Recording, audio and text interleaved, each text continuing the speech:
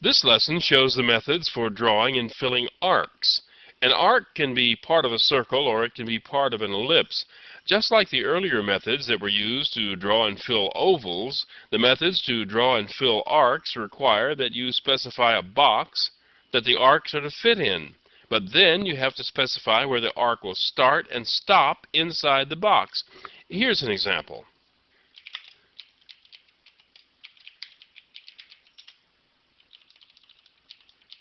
The first four parameters for the methods that draw arcs work just like the first four parameters to the methods that draw ovals.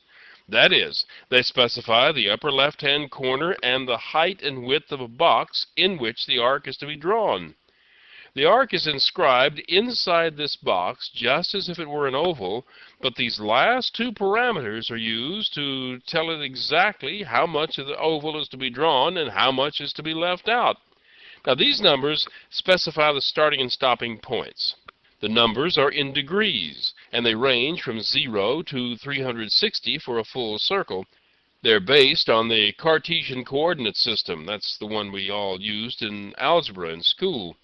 That means that 0 degrees is straight off to the right, and the rotation proceeds counterclockwise. 90 degrees is straight up, 180 degrees to the left, and 270 degrees is straight down. Let me show you how this example works.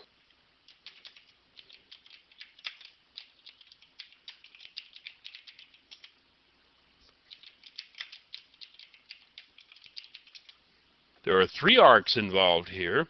The outer arc goes from 0 degrees to 90 degrees here.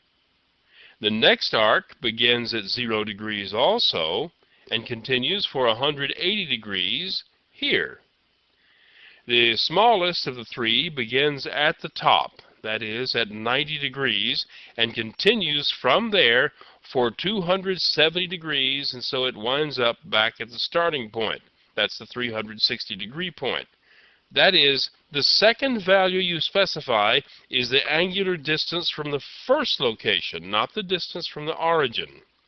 Now, if you want, you can have the starting and stopping degree values greater than 360. Java will just continue around the circle however many times it needs until it gets there. The 360 degree one is a complete revolution.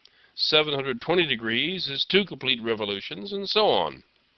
Just like ovals and rectangles, it's possible to fill arcs with solid colors.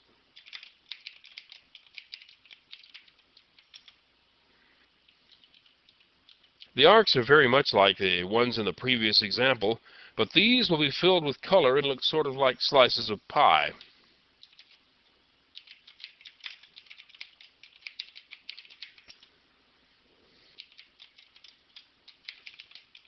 The first pie, the pink one, starts at 0 degrees and continues for 90 degrees.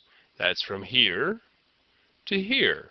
The second pie, the red one, begins at 45 degrees and continues for 180 degrees. That brings it from here to here. The smallest arc is the black one. It begins at 90 degrees and continues for a full 270 degrees, bringing us back to the starting point at 360. And just like the earlier examples, arcs don't have to be drawn and filled inside squares.